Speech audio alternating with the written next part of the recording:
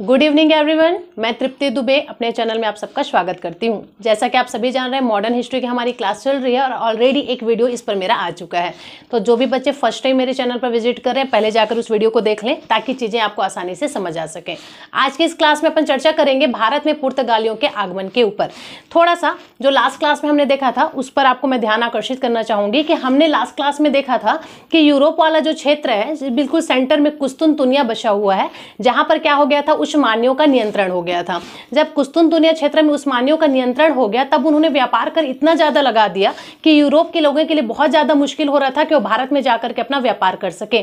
और यही वो रीजन था जिसकी वजह से यूरोप के लोगों को समुद्र के मार्ग से एक रास्ता ढूंढना पड़ा भारत तक पहुंचने के लिए। और इसी क्रम में हमने देखा था कि सबसे पहले जो स्पेन का व्यक्ति था, क्या नाम था उसका, कोलंबस, यह निकला हुआ था भारत की खोज करने के लिए। लेकिन रास्ते की पूरी जानकारी नहीं होने की वजह से वो भारत पहुंचने की बजाय कहां पहुंच गया, अमेरिका पहुंच गया। दूसरे नंबर पर वास्को डी गामा निकलता है 1497 ईस्वी में। उस टाइम पर पुर्तगाल का जो शासक था वो था एमैनुअल प्रथम। यह भी आप बिल्कुल ध्यान रखेंगे। तो पुर्तगाल का जो शासक था एमैनुअल प्रथम, उसने एक व्यापारी जिसका नाम था वास्को डी गामा, इसको सन 1497 में भारत को खोजने के लिए, किधर से खोजने के लिए, समुद्री मार्ग से खोजने के लिए भेजा। तो वास्को डी गामा 1497 में पुर्तगाल से निकलता है और बिल्कुल अफ्रीका के किनारे किनारे किनारे प्रिंस हेनरी के बारे में मैंने चर्चा किया था। उसने क्या किया था, अफ्रीका के तट वाला जो क्षेत्र है उसका एक मैप तैयार करवाया था। उसी मैप की मदद से जो वास्को डी गामा है वो अफ्रीका का सबसे अंतिम छोर तक पहुंच जाता है। अंतिम छोर तक तो वो पहुंच गया, लेकिन अब उसको आगे जाने के लिए टेंशन हो रहा था। टेंशन इसलिए हो रहा था क्योंकि सामने में हिंद महासागर जैसा महासागर है, वो पार भी उसको कर ले, लेकिन कोई इस बात की अगर गारंटी दे कि हाँ भाई आप हिंद महासागर को पार कर लेंगे, उसके बाद जाएंगे तो वहां पर आपका हिंदुस्तान है, लेकिन ऐसा कोई गारंटी उसको नहीं मिल रहा था। इसलिए वो थोड़ा सा डर रहा था कि मैं हिंद महासागर को पार तो कर लूंगा, लेकिन अगर मुझे हिंदुस्तान नहीं मिला तो मेरा मेहनत फालतू हो जाएगा। बस ऐसे ही सोच रहा था वो। और ये सब चीजें वो सोच कहां पे रहा है, अफ्रीका का सबसे अंतिम छोर, ठीक है, जिसे क्या कहा जाता है, कैप ऑफ कैमोरिन, है ना, वहां पर वो खड़ा होकर के इन सभी चीजों को, या फिर कैप ऑफ गुड होप भी आप इसको कह सकते हैं, वहां पर खड़ा होकर इन सभी चीजों को वो सोच रहा था। तभी अचानक से क्या होता है, एक गुजराती यात्री था, बोलना चाहिए, ठीक है, गुजराती यात्री था जिसका नाम था अब्दुल मनिक। वो वहां पहुंचता है और फिर वह बनता है वास्को डी गामा का पथ प्रदर्शक। उसने बताया कि बिल्कुल आप हिंद महासागर को पार करेंगे, हिंद महासागर को पार करके आप जैसे ही जाएंगे बिल्कुल आपको हिंदुस्तान मिलेगा। तो क्योंकि जो अब्दुल मनिक है वो ऑलरेडी हिंदुस्तान जा चुका था इस रास्ते से, तो अब उसने क्या किया, वास्को डी गामा को रास्ता बताया, उसको फॉलो करते करते करते करते फाइनली जो वास्को डी गामा है वो 1498 में हमारे भारत में पहुंच जाता है। निकला कब था वो, 1497 में निकला था। यहाँ पहुंचा कब वो, 1498 में पहुंचता है। तो यहाँ से भी क्वेश्चन बन जाते हैं, आपको ध्यान रखना पड़ेगा। सबसे पहले स्पेन का यात्री कोलंबस निकला हुआ था भारत को खोजने के लिए, पर रास्ता भटक गया, वो अमेरिका खोज लेता है ना। दूसरे नंबर पर पुर्तगाली यात्री कोलंबस था जो निकला भारत को खोज करने के लिए, और ये पहला व्यक्ति था जो भारत के लिए रास्ता खोज लेता है। भारत को नहीं खोजा था भाई उसने, है ना, मैं करेक्ट करना चाहूंगी जो बच्चे को ऐसा लगता है, भारत तो पहले से ही था, उसने भारत तक पहुंचने के लिए समुद्री रास्ता खोजा था। किसने खोजा था, कोलंबस ने। कोलंबस कौन है, तो यह पुर्तगाली यात्री है, ठीक है, सॉरी वास्को डी गामा, है ना, वास्को डी गामा कौन है, तो यह पुर्तगाली यात्री। कोलंबस ने अमेरिका खोजा था। इतनी चीजें आपको क्लियर है। चलिए, तो 1497 में वास्को डी गामा निकलता है पुर्तगाल से, 1498 में वो भारत पहुंचता है। अब भारत में भी वो कहां पहुंचा, तो भारत के मालाबार तट पर वो फाइनली पहुंचता है। मालाबार तट पर एक कालीकट बंदरगाह नाम का जगह है, तो उस कालीकट बंदरगाह नामक जगह पर जो वास्को डी गामा है वो पहुंचता है सबसे पहले। अच्छा, ये मालाबार तट कहां पर है, कौन से स्टेट में पड़ता है, तो ये आप लोग को मेरे को कमेंट करके बताना है कि आखिर मालाबार तट कौन से स्टेट के तट को कहा जाता है, ठीक है, आप ये बताएंगे मेरे को। चलिए, तो कालीकट बंदरगाह पर जैसे ही वास्को डी गामा पहुंचता है तो वहां पर उसका स्वागत करने के लिए उस जगह का जो शासक था जिसका नाम था जमोरिन, वो वहां खड़ा रहता है और उसने वास्को डी गामा का बहुत भव्य स्वागत किया था। अब स्वागत करने का इंटेंशन ये था क्योंकि वो बहुत दूर से आ रहा था भारत के साथ व्यापार करने के लिए। तो हमारा भारत हमेशा से ही अतिथि देवो भव को मानते आ रहा है, इसलिए जमोरिन ने बहुत अच्छे से स्वागत किया। ये बहुत बार एग्जाम में आए हुए हैं बच्चे, याद रखेंगे कि इस पहली बार वास्को डी गामा भारत कब आया, 1498 में आया था। कहां पर पहुंचा, तो कालीकट बंदरगाह पर पहुंचा। कालीकट बंदरगाह पर जब वो पहुंचा तो वहां पर उसका स्वागत किसने किया था? जमोरिन नामक शासक ने किया था। कब आया था? 1498 में आया था। चलिए, अब क्या हुआ, जब वास्को डी गामा यहाँ आया तो कुछ दिन तक तो ये यहाँ रहा, उसके बाद फिर यहाँ से बहुत सारी जड़ी बूटियाँ और बहुत सारे मसाले, ये सारा कुछ लेकर के वो यूरोप चला जाता है। जब यूरोप जाता है तो उसने इन जड़ी बूटियों को, इन मसालों को जब यूरोप में बेचा तो उसको 60 गुना ज़्यादा मुनाफा हुआ। ये चीज़ को जब पुर्तगाल के लोगों ने देखा तो उन्होंने सोचा कि जब इतना ज़्यादा मुनाफा हो रहा है तो क्यों ना भारत के साथ व्यापार करने के लिए हम एक कंपनी ही बना देते हैं। और उन्होंने फिर भारत के साथ व्यापार करने के लिए एक कंपनी बनाई। तो ये भी एग्जाम में पूछा गया है कि उस पुर्तगाली कंपनी का क्या नाम था जो भारत में व्यापार करने के लिए बनाया गया था। तो उस कंपनी का नाम था बच्चे एस्तादो द इंडिया कंपनी। नाम क्या था? Estado the India company. Estado the India company, ये इस कंपनी का नाम था। तो आपको याद रखना है ये किसकी कंपनी थी? तो ये पुर्तगाली की कंपनी थी। कूट में एक बार क्वेश्चन पूछा गया था कि जब first time Vasco D gamma Bharat आया तो क्या यहाँ उसको कोठी स्थापित करने की परमिशन मिली थी? कोठी क्या होता है? कोठी एक जगह होता है जहां पर से आप सामान को आदान प्रदान करने के लिए जगह बनाया जाता है। यहाँ से आपको सामान को आदान करना है या निर्यात करना है, आयात करना है, जो भी करना है, आप अपना सामान को एक जगह पर स्टोर करके रख सकते हैं। छोटा सा स्टोर रूम होता है, उसी स्टोर रूम को कोठी कहा जाता है। तो पूछा गया था कि पहली बार जब वास्को डी गामा आया तो क्या उसको भारत में कोठी स्थापित करने का परमिशन मिला था? तो ध्यान रखेंगे, बिल्कुल नहीं। जब फर्स्ट टाइम 1498 में वास्को डी गामा भारत आया तब यहां उसको कोठी स्थापित करने का परमिशन नहीं मिला था। उसको सिर्फ और सिर्फ व्यापार करने का परमिशन यहाँ मिला था। क्लियर है? तो इस प्रकार से वास्को डी गामा आता है, बहुत सारा सामान लेता है, लेकर के फिर वो वापस चला जाता है। जब उसकी कमाई को देखते हैं तब पुर्तगाल के लोगों ने एक कंपनी बनाया और उस कंपनी को क्या नाम दिया था? एस्तादो द इंडिया कंपनी का नाम दिया था। चलिए अब आगे की पॉइंट बढ़ते हैं। आखिर ये जो पुर्तगाली हैं जिन्होंने भारत तक पहुंचने के लिए रास्ता खोजा था, इनका उद्देश्य क्या था? मतलब इन्होंने भारत से व्यापार करने का उद्देश्य क्या था? ये रास्ता खोजने का क्या उद्देश्य था? वो भारत आना क्यों चाहते थे? तो इसके पीछे 3 उद्देश्य था बच्चे। पुर्तगालियों का 3 उद्देश्य था। सबसे पहला उद्देश्य तो यही है कि वो यहाँ आकर के व्यापार करना चाहते थे। दूसरा और सबसे बड़ा उद्देश्य ये था कि वो ईसाई धर्म का प्रचार भी करना चाहते थे। और तीसरा उद्देश्य इनका है, जो हिंद महासागर वाला क्षेत्र है जहां पर अरब वासियों का नियंत्रण था, उनके नियंत्रण को हटा करके ये अपना नियंत्रण स्थापित करना चाहते थे। ये 3 उद्देश्य थे पुर्तगालियों का भारत के लिए रास्ता खोजने का और भारत में आकर के व्यापार करने का। क्लियर है? चलिए आगे बात कर लेते हैं। तो ये तो रही 1498 की बात। 1498 में सबसे पहले वास्को डी गामा आता है।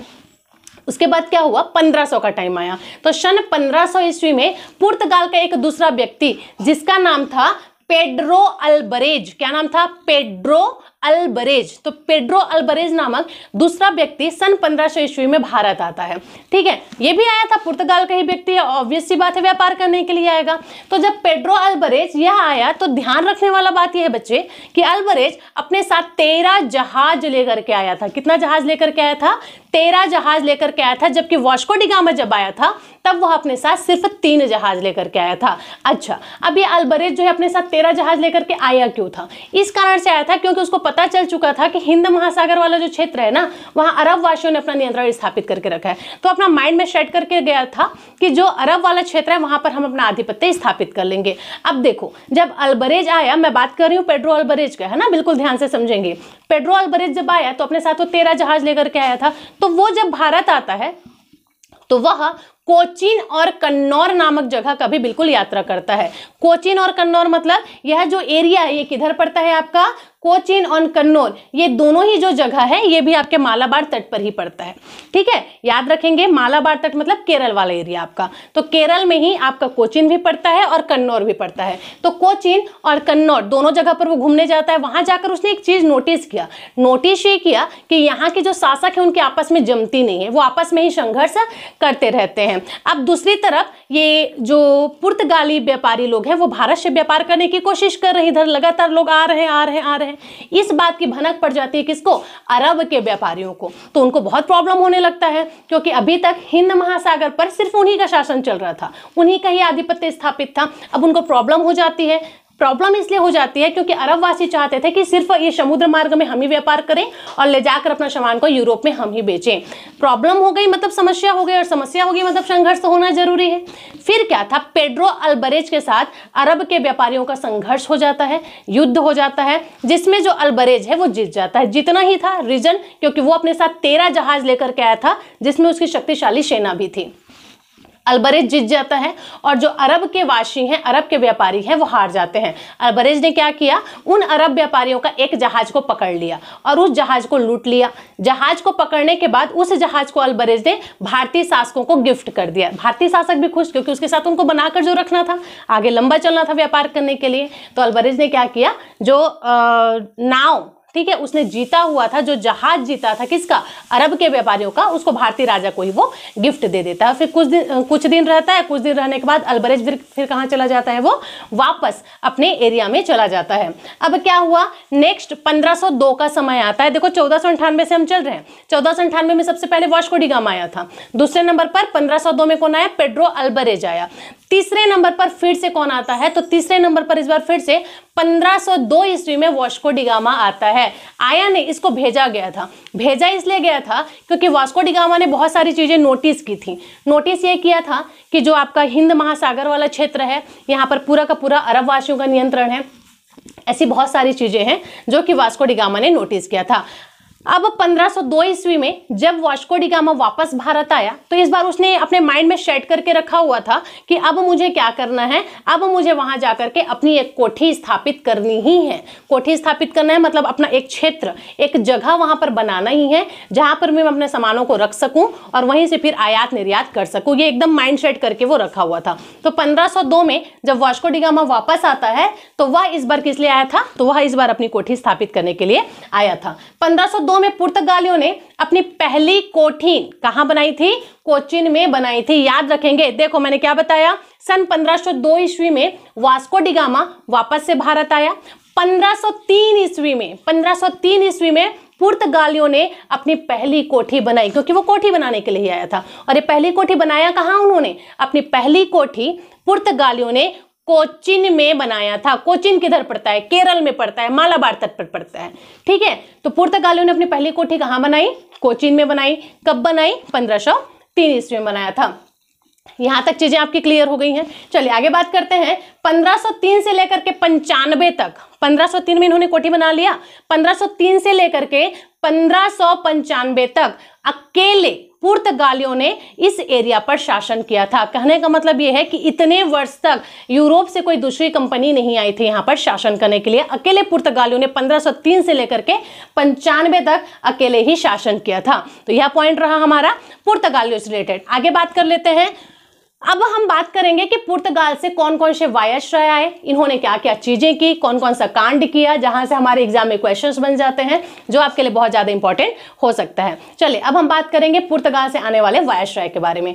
देखते हैं सबसे पहले वायसराय बन करके कौन आया था। तो सबसे पहले वायसराय बन करके आया था आपका फ्रांसिस्को डी अल्मीडा। कौन आया था, फ्रांसिस्को डी अल्मीडा, जिसको एकदम शॉर्टकट में आप अल्मीडा भी बोल सकते हैं, ठीक है। पूरा नाम क्या था, फ्रांसिस्को डी अल्मीडा। शॉर्टकट में हम क्या बोल सकते हैं, अल्मीडा। तो अल्मीडा कौन था, तो सबसे पहला ये पॉइंट आप याद रखेंगे, अल्मीडा पुर्तगाल से भारत आने वाला पहला वायसराय था। कौन था, पुर्तगाल से भारत आने वाला पहला वायसराय का क्या नाम है, फ्रांसिस्को डी अल्मीडा। अब इसने क्या क्या किया, तो सबसे पहली बात तो ये आया कब, तो ये आया था 1505 में।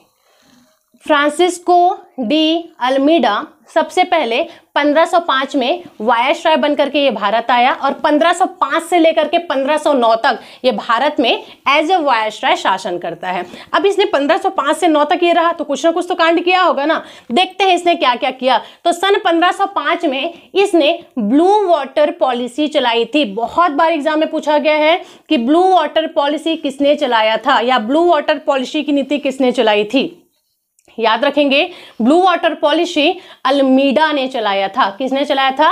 अल्मीडा ने चलाया था। इसे ही नीले जल की नीति भी कहा जाता है। अब ये क्या था नीले जल की नीति? ये क्या था? तो देखो, जब अल्मीडा पहली बार आया, फ्रांसिस्को डी अल्मीडा, अल्मीडा बोलूंगी तो समझ जाओगे ना, अल्मीडा जब पहली बार यहाँ आया तो वो ये सोच करके आया था कि मुझे यहाँ लड़ाई झगड़ा नहीं करना है, मैं बिल्कुल शांति के साथ यहाँ पर अपनी सत्ता स्थापित करूंगा, शांति के साथ यहाँ पर व्यापार करूंगा। लेकिन जब वो यहाँ आया तब उसने भी बहुत सारी चीजें क्या की, नोटिस की, जैसे कि हिंद महासागर वाले क्षेत्र में बिल्कुल अरब वासियों का आधिपत्य स्थापित है। आधिपत्य भी रहता तब भी समझ आता है, लेकिन वो इतना ज्यादा अति कर दिए थे कि कोई भी अरब से अगर किसी की भी जहाज जा रही है तो उनकी परमिशन के बिना वो जा नहीं सकती थी। अकेले अरब वासी ही वहां पर व्यापार करना चाहते थे। ये बहुत सारी छोटी छोटी चीजें थी जिसको अल्मीडा ने नोटिस किया। अब उसका दिमाग घूम गया। दिमाग इसलिए घूम गया क्योंकि उसको ये समझ आ चुका था कि जब तक ये अरब वाले क्षेत्र में, मतलब हिंद महासागर वाले क्षेत्र में हमारा आधिपत्य नहीं हो जाता है, हमारा अधिकार नहीं हो जाता है, तब तक हम शांति से क्या नहीं कर सकते, व्यापार नहीं कर सकते। ये चीज किसने नोटिस किया? अल्मीडा ने। तब अल्मीडा ने एक नीति चलाई जिसको मैंने बताया आपको, ब्लू वाटर पॉलिसी। इस पॉलिसी का मतलब क्या था? इस पॉलिसी का मतलब सीधा सीधा ये था, ब्लू वाटर मतलब नीले जल, और नीला जल मतलब सीधा सीधा हिंद महासागर से ताल्लुक रखता है। तो ब्लू वाटर पॉलिसी का मतलब ही ये था कि हिंद महासागर से अरब वासियों को हटाना, हिंद महासागर से अरबी जो व्यापारी हैं, अरब वासी जो हैं, उनको वहां से हटाना और हिंद महासागर में अपना कब्जा जमाना। इसके लिए जो नीति चलाई गई उसे क्या कहा जाता है? ब्लू वाटर पॉलिसी कहा जाता है। अब देखो, इसके बना फिर से अरब व्यापारियों को पड़ गया। अब अरब वासियों को जब समझ आया ये चीज कि जो अल्मीडा आया है वो हमको हिंद महासागर से हटाना चाहता है और अपने आप को कब्जाना चाह रहा है, ठीक है, तब वो भी कुछ ना कुछ तो करेंगे ना अपने आप को बचाने के लिए। फिर क्या था, अरब वासी जो है अपने कुछ पड़ोसी देशों के साथ मिल जाता है और उसके साथ मिलकर के फिर अल्मीडा के ऊपर में आक्रमण कर देता है। अब वो कौन कौन से पड़ोसी देश के साथ मिला था? तो इसका साथ दिया था सबसे पहले तो मिस्र ने, ठीक है, उसके बाद फिर तुर्की ने साथ दिया था, और भारत से गुजरात के जो शासक है, ये तीनों मिल करके किसका साथ देते हैं? अरब व्यापारियों का साथ देते हैं। मिस्र कहां पर है, तुर्की कहां पर है, ये सारी चीजें मैंने मैप के माध्यम से अपने पहले वीडियो में बनाकर बताया है आप लोगों को। अगर आपने पहला वीडियो नहीं देखा तो प्लीज आप वहां पर जाएं। बिल्कुल मैप में मैंने लोकेट कर करके एक एक चीज को बताया है कि कहां पर पुर्तगाल है, कहां पर स्पेन है, कहां पर तुर्क है, ये सारी चीजें वहां पर क्लियर कर दी गई हैं आपकी। चलिए, तो मैं बात कर रही थी अल्मीडा के बारे में। तो अल्मीडा के साथ अब अरब व्यापारी जो है युद्ध करने की स्थिति बन गई थी, जिसमें साथ किसने दिया था? मिस्र, तुर्की और गुजरात। इन तीनों क्षेत्रों ने क्या किया था? अल्मीडा का साथ दिया था, और अरब वासियों का साथ दिया था, और ये तीनों मिल करके अल्मीडा के अगेंस्ट क्या कर देते हैं? विद्रोह कर देते हैं। फिर क्या हुआ होगा रिजल्ट इसका रिजल्ट ये रहा कि अल्मीडा जीत जाता है। एक साइड पर मिस्र, तुर्की और गुजरात के लोग हैं, एक साइड पर सिर्फ फ्रांसिस्को डी अल्मीडा के सेना है। उसके बावजूद अल्मीडा की जो सेना है वो जीत जाती है, अर्थात अल्मीडा जीत जाता है। रीजन ये था क्योंकि ये यूरोप से अपने साथ प्रशिक्षित सेना लेकर के आया हुआ था, इसकी नौसेना काफी मजबूत थी, इस वजह से अल्मीडा जीत जाता है, और जो मिस्र, तुर्की और अरब व्यापारी हैं वो जो है हार जाते हैं। फिर क्या था? फिर कुछ नहीं था, वो हार गए। मतलब अरब वाला जो क्षेत्र है, अरब सागर वाला जो क्षेत्र है बोलना चाहिए, और जो हिंद महासागर वाला क्षेत्र है उसमें पूरा का पूरा पुर्तगालियों का सत्ता जो है स्थापित हो जाता है। जैसे इस युद्ध में अल्मीडा जीतता है, पूरा हिंद महासागर जो है पुर्तगाली महासागर के नाम से जाना जाता है। एक समय पर यह सच में कहलाया था, एक टाइम पर इस महासागर को पुर्तगाली महासागर के नाम से ही जाना जाता था, क्योंकि इन्होंने पूरा जो हिंद महासागर वाला क्षेत्र है उस पर अपना अधिकार जमा लिया, और अधिकार भी ऐसा जमाया कि अगर कोई हिंद महासागर से कोई जहाज आ रही है, जा रही है, तो उसको बिल्कुल इनसे पूछकर परमिशन लेकर ही वहां पर आना जाना पड़ता था। इस प्रकार से इन्होंने पूरा अपना जो अधिकार है वो वहां पर स्थापित कर लिया था। अगर मान लीजिए कोई जहाज इनकी परमिशन के बिना वहां पर जाते थे तो उस जहाज को ये लोग लूट लेते थे। इसलिए पुर्तगालियों ने अपना इमेज कैसा बना करके रखा था? लुटेरों का बनाकर रखा था। तो यह पॉइंट भी आप बिल्कुल ध्यान से याद रखेंगे। तो अल्मीडा का क्लियर हुआ। अल्मीडा ही वो व्यक्ति है जिसने क्या किया था? ब्लू वाटर पॉलिसी चलाया था। यही पॉइंट है, बस अल्मीडा के बारे में यही पॉइंट आपको याद रखना है। फिर क्या हुआ? 1509 तक ये शासन कर रहा है, 5 में आया है, 9 तक ये शासन करता है। 1509 में दोबारा दूसरा वायसराय बनकर के कौन आता है? तो 1509 में अल्फांसो डी अल्बुकर्क, ठीक है। पहले कौन आया था? अल्मीडा। दूसरे नंबर पर कौन आया? अल्बुकर्क। कब आया? 1509 में। 1509 में दूसरा वायसराय अल्बुकर्क जो है वायसराय बनकर के आता है। अब इसने बहुत सारी चीजें की, बहुत ज्यादा इंपॉर्टेंट है, आप ध्यान रखेंगे। बहुत ज्यादा इंपॉर्टेंट इसलिए बच्चे क्योंकि अल्बुकर्क ही वो वायसराय है, ठीक है, जिसने क्या किया था? जिसे पुर्तगालियों का वास्तविक संस्थापक माना जाता है। इसलिए इंपॉर्टेंट है क्योंकि पुर्तगाली सत्ता का वास्तविक संस्थापक किसे माना जाता है, एग्जाम में पूछा गया है, तो आप ध्यान रखेंगे पुर्तगाली सत्ता का जो वास्तविक संस्थापक है वो माना किसको जाता है, अल्बुकर्क को माना जाता है। ऐसा क्यों? ऐसा इसलिए क्योंकि जब अल्बुकर्क आया तब इसने ही अपनी सत्ता को पूरी तरीके से फैलाने की कोशिश किया था। ऐसा नहीं है कि जब क्या बोलते हैं फ्रांसिस्को डी अल्मीडा आया था तब उसने नहीं किया, बिल्कुल किया, लेकिन जिस टाइम पर अल्मीडा आया था तब उसका पूरा का पूरा जो फोकस है वो सिर्फ हिंद महासागर पर था। वो हिंद महासागर पर अपना सत्ता केंद्रित करना चाहता था, वो भारत के कोई क्षेत्र को जीतने का उसका कोई इरादा ही नहीं था। लेकिन जब अल्बुकर्क आया तब उसने शुरू किया भारत के क्षेत्र को जीतने की जो खेल है उसको। इसी वजह से अल्बुकर्क को पुर्तगालियों का वास्तविक संस्थापक माना जाता है। मतलब पुर्तगाली सत्ता का वास्तविक संस्थापक भारत में किसे माना जाता है, अल्बुकर्क को। क्यों माना जाता है, समझ आया? ये कॉन्सेप्ट बिल्कुल आपको क्लियर रखना है क्योंकि अभी जो एग्जाम है उसमें ये कॉन्सेप्ट से ही क्वेश्चन पूछा जा रहा है, बिल्कुल कुट कुट से पूछा जा रहा है। इसलिए एक एक पॉइंट को मैं आपको क्लियरली समझाते हुए आगे बढ़ रही हूं। ठीक है, अब थोड़ा सा देख लेते हैं जब अल्बुकर्क आया तो यहाँ किया क्या क्या था। तो सबसे पहले तो 1510 में, 1509 में आए हैं, 1510 में आते ही इसने भारत का जो गोवा वाला क्षेत्र है उसको जीत लेता है।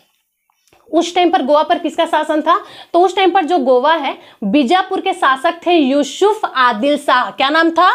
1510 में बीजापुर के शासक जिनका नाम था आदिल शाह, कंप्लीट नाम है इनका यूसुफ आदिल शाह। यूसुफ आदिल शाह के अधिकार में था गोवा।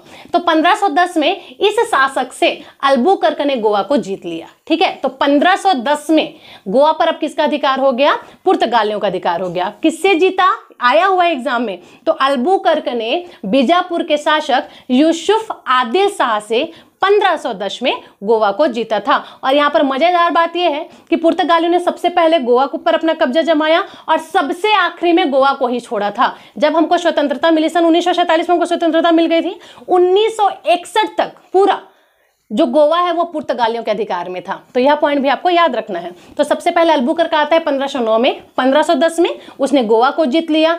1511 में उसने क्या किया, तो 1511 में उसने मलक्का वाले क्षेत्र पर अपना अधिकार जमा लिया। अब ये मलक्का क्या है भाई, मलक्का एक जल संधि का नाम है बच्चे। प्रशांत महासागर और जो हिंद महासागर है इन दोनों को जोड़ने वाली जो जल संधि है ना उसका नाम है मलक्का जल संधि। तो इस मलक्का जल संधि पर भी अल्बुकर्क ने 1511 में अपना अधिकार जमा लिया।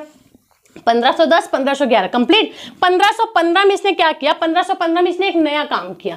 इसने हरमुज वाला जो क्षेत्र है, कौन सा जगह बोली, हरमुज वाला जो क्षेत्र है वहां भी अपना अधिकार जमा लिया। कब, 1515 में। अब ये हरमुज किधर पड़ता है, तो यह जो हरमुज है वो ईरान के दक्षिण का एक क्षेत्र है। ईरान वाला जो क्षेत्र है उसके दक्षिण में हरमुज पड़ता है। अब ये ईरान कहाँ पड़ता है, मैप के माध्यम से ऑलरेडी बता चुकी हूँ, तो एक बार आप वहां जाएंगे और वहां जाकर के मैप से चीजों को क्लियर करेंगे। ठीक, तो 1510 में पहले गोवा को जीता, 1511 में उसने कहां को जीता, मलक्का जल संधि पर अधिकार कर लिया। 1515 में ईरान का एक क्षेत्र है हरमुज, जहां किसने, अल्बुकर्क ने अपना अधिकार स्थापित कर लिया। मतलब आप देख पा रहे हैं कि लगातार क्षेत्रों को जीत रहा है। दैट्स व्हाई अल्बुकर्क को क्या कहा जाता है, पुर्तगालियों का वास्तविक संस्थापक कहा जाता है। तो ये तो दूसरे नंबर का वायसराय था।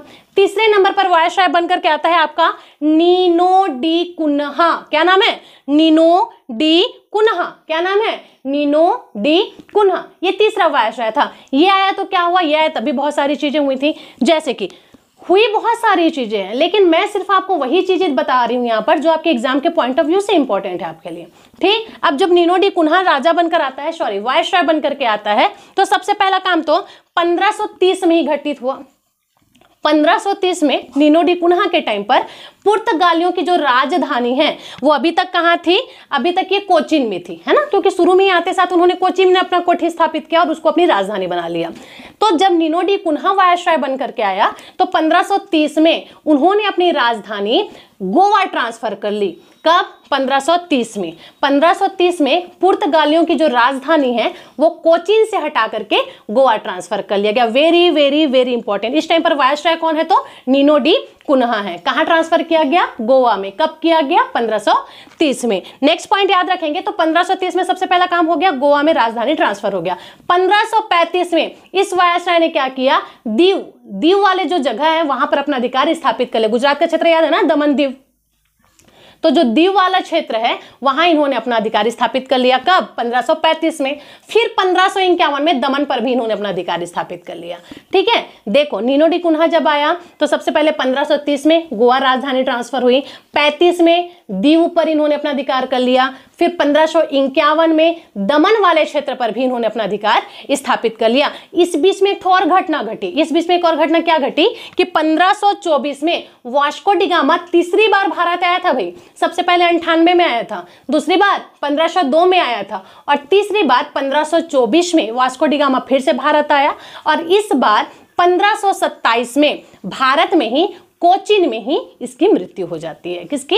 वास्को डी गामा की। तो यह पॉइंट भी आप याद रखेंगे कि आखिर वास्को डी गामा कितनी बार भारत आया था? तो 3 बार आया था। 1524 अंतिम बार आया, जहां 1527 में कोचीन में ही इसकी मृत्यु हो गई थी। तो यह था नीनो डी कुन्हा का। चौथे नंबर पर वायसराय बन करके कौन आता है? तो चौथे नंबर पर वायसराय बन के आया था एल्फांसो डिसूजा। क्या नाम है? एल्फांसो डिसूजा। इसने क्या क्या किया? तो जब एल्फांसो डिसूजा वायसराय थे यहाँ पर तब बहुत सारी चीजें हुई, जैसे ईसाई धर्म के जो गुरु थे जिनका नाम था सेंट जेवियर, ठीक है, ये पहली बार भारत में ईसाई धर्म का प्रचार करने के लिए इन्हीं के टाइम पर आए थे। किसके टाइम पर आए थे? एल्फांसो डिसूजा के टाइम पर। एल्फांसो डिसूजा जिस टाइम पर भारत में क्या थे? वायसराय थे। उसी टाइम पर ईसाई धर्म के सबसे बड़े गुरु जिसका नाम था सेंट जेवियर, आप देखेंगे आज जगह जगह पर इंग्लिश मीडियम स्कूल बनी हुई है सेंट जेवियर के नाम से, ये यही थे ईसाई धर्म के जो गुरु थे, उन्हीं का नाम था सेंट जेवियर। ये यहाँ पहली बार आए थे भारत में अपने ईसाई धर्म का प्रचार करने के लिए। तब वायसराय कौन था आपका? एल्फांसो डिसूजा। दूसरा क्या हुआ? अब देखो इसी टाइम पर, किसके टाइम पर? एल्फांसो डिसूजा के टाइम पर ही पुर्तगालियों ने परमिट प्रणाली चलाई थी। परमिट प्रणाली जिसे कार्टेज प्रणाली के नाम से भी जाना जाता है, आया हुआ है, याद रखेंगे। कार्टेज प्रणाली क्या था या फिर कार्टेज प्रणाली किसके समय पर चलाई गई थी? तो इस टाइम पर वायसराय थे आपके एल्फांसो डिसूजा। अब था क्या ये कार्टेज प्रणाली? इसको परमिट प्रणाली के नाम से भी जाना जाता है। एक्चुअली में मैंने आपको बताया हिंद महासागर वाला जो क्षेत्र है वहां पर पुर्तगालियों ने अपना पूरा कब्जा कर लिया था। उन्होंने जब कार्टेज प्रणाली चलाया, इसके अंतर्गत जो भी जहाज इस हिंद महासागर को पार करके जाता था या हिंद महासागर के रास्ते से जाता था, उस जहाज को इनसे, किनसे? ये जो एल्फांसो डिसूजा जी है ना, इनसे परमिशन लेना पड़ता था, परमिट कटवाना पड़ता था। तो जो परमिट कटवा कर जाएगा उसकी सुरक्षा की जिम्मेदारी ये लोग लेते थे कि ठीक है आपका जहाज सुरक्षित जाएगा, सुरक्षित आएगा। लेकिन जो बिना परमिट कटवाया जाता था उसके सुरक्षा की कोई जिम्मेदारी नहीं होती थी। मतलब बीच रास्ते में ही आपका जो जहाज है वो लूटा भी जा सकता है, हमको कोई गारंटी नहीं है इसकी।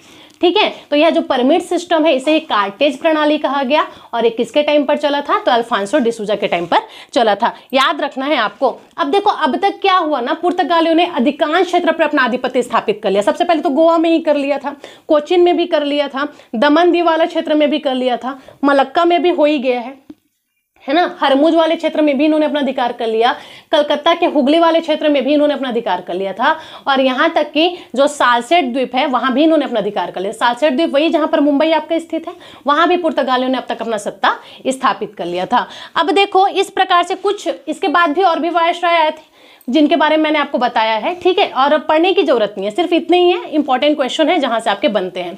अब हम बात करेंगे कि आखिर पुर्तगालियों के पतन का क्या कारण हो। जब इतना अच्छा से सब चीज चल रहा था फिर अचानक से इनका पतन क्या हो गया? तो पुर्तगालियों के पतन के भी बहुत सारे कारण थे। जैसे कि सबसे पहले तो इनका धार्मिक कारण था। धार्मिक कारण ये था कि ये स्वयं तो ईसाई धर्म को मानने वाले थे, तो ये सिर्फ अपने धर्म का सम्मान करते थे, बाकी दूसर किसी भी धर्म का ये सम्मान नहीं करते थे। तो इसीलिए दूसर धर्म के लोग वैसे भी तत्पर थे इनसे बदला लेने के लिए कि कब मौका मिले कब हम इनसे बदला लें। तो एक तो ये धार्मिक कारण था जिसकी वजह से इनका पतन हो गया। दूसरा रीजन क्या था? तो दूसरा रीजन ये था कि जो पुर्तगाल वाला एरिया है वहां स्पेन का अधिकार हो गया। अब जब पुर्तगाल वाले एरिया पे स्पेन का अधिकार हो गया तो पुर्तगाल की शक्ति भारत में भी यहाँ पर कमजोर हो गई। तीसरा रीजन ये था कि कुछ समय बाद ब्रिटिश ईस्ट इंडिया कंपनी अर्थात ब्रिटेन की जो कंपनी है वो भी भारत आ गई। जब ब्रिटेन की कंपनी भारत आई तब पुर्तगालियों की शक्ति उनके सामने कमजोर हो गई, क्योंकि जब ब्रिटेन की कंपनी आई तो अपने साथ बहुत सारे आधुनिक अस्त्र शस्त्र हथियार, सभी चीजें लेकर के एक शिक्षित सैनिक की सेना लेकर के अपने साथ आए हुए थे, जिसके सामने पुर्तगालियों की सेना जो है कम पड़ गई। तो ये 3 कारण थे पुर्तगालियों के पतन के। स्पेशली कौन कौन सा कारण मैंने बताया? सबसे पहले तो धार्मिक कारण था, दूसरा स्पेन का अधिकार हो गया पुर्तगाल पर, और तीसरा अंग्रेज ब्रिटिश ईस्ट इंडिया कंपनी यहाँ आ चुकी थी, जिसके सामने इनकी शक्ति टिक नहीं पाई थी। तो ये 3 कारण थे स्पेशली जिसकी वजह से पुर्तगाल का पतन हो गया। नेक्स्ट पॉइंट में हम देखेंगे कि पुर्तगाली जब इतने समय तक भारत में रहा तो भारत को उन्होंने क्या क्या योगदान दिया था। कुछ ना कुछ तो उन्होंने किया होगा, जिसकी वजह से हम उनको याद भी रखते हैं। तो बहुत सारी चीजें हुई थी, जैसे कि सबसे पहले 1556 में ही पहला प्रिंटिंग प्रेस भारत में बनाया गया था, भारत में स्थापित करवाया गया था। कब? सन 1556 में। 1556 में भारत में पहली बार प्रिंटिंग प्रेस स्थापित किया गया था, और वो भी कहाँ किया गया था? गोवा में किया गया था। आपको याद रखना है। तो पहली बार पुर्तगालियों ने गोवा में प्रिंटिंग प्रेस की स्थापना की थी। कब? 1556 में। दूसरा क्या हुआ था? तंबाकू, गन्ना, आलू, लाल मिर्च, पपीता, ये सारी चीजों की जो खेती है ये पुर्तगाली अपने साथ लेकर के भारत आए थे। किसकी किसकी? तंबाकू, आलू, गन्ना, लाल मिर्च, ये सारी चीज की जो खेती है, पपीता, है ना, ये पुर्तगाली अपने साथ लेकर के आए थे। और very very important point last ये है आपका कि ये अपने साथ गोथिक शैली लेकर के आए थे। कौन सी शैली लेकर के आए थे? गोथिक शैली लेकर के आए थे। अब ये गोथिक शैली क्या होता है? यह जो शैली है बच्चे, वो भवन निर्माण की एक शैली होती है। इस शैली का प्रयोग करके आप भवनों का निर्माण करते हैं, और इसी शैली का प्रयोग करके पुर्तगालियों ने सबसे पहले गोवा में एक चर्च का निर्माण किया था। तो यह पॉइंट भी आपको याद रखना है। तो पुर्तगाली की गोथिक शैली किसने लाया था भारत में? पुर्तगालियों ने लाया था। क्या है ये गोथिक शैली? तो भवन निर्माण करने की एक शैली है। तो इस प्रकार से पुर्तगालियों से जितने भी इंपॉर्टेंट क्वेश्चन आपके एग्जाम में बन सकते थे, वो सारा का सारा मैंने एक वीडियो में इंक्लूड करने का कोशिश किया है। आई होप आपको वीडियो बहुत अच्छे से समझ आया होगा। इसके बाद जो कल का वीडियो मैं लाऊंगी, है ना, उस वीडियो में फिर से हम पुर्तगालियों के बारे में पढ़ेंगे, लेकिन उसमें इंपॉर्टेंट पॉइंट्स पर हमारी चर्चा होगी। सिर्फ फैक्चुअल पॉइंट पर हमारी चर्चा होगी, प्री को ध्यान में रखते हुए कि कौन कौन सा क्वेश्चन आपका बन सकता है। इस क्लास में मान लो कोई पॉइंट छूट भी गया होगा तो वो मैं नेक्स्ट क्लास में कवर कर लूंगी। कहने का मतलब ये है कि पुर्तगालियों का एक क्लास हो गया, एक और क्लास लेकर के आऊंगी जिसमें सिर्फ इंपॉर्टेंट फैक्चुअल पॉइंट्स पर ही अपन चर्चा करेंगे। आई होप आपको वीडियो बहुत अच्छे से समझ आया होगा। अगर समझ आया तो सब्सक्राइब जरूर से कर दें, लाइक जरूर से करें, और अगर मान लो कहीं पर कोई इशू है या आप चाहते हैं कि कहीं पर आपको समझ नहीं आया है तो आप कमेंट करके भी मेरे को बता सकते हैं, और अगर समझ आया है तब भी आप कमेंट करके बता सकते हैं। मतलब आपका फीडबैक बहुत ज़्यादा वैल्यूएबल है, बहुत ज़्यादा मायने रखता है। चलिए मिलते हैं इसी के साथ नेक्स्ट क्लास में। तब तक सभी बच्चों को गुड नाइट।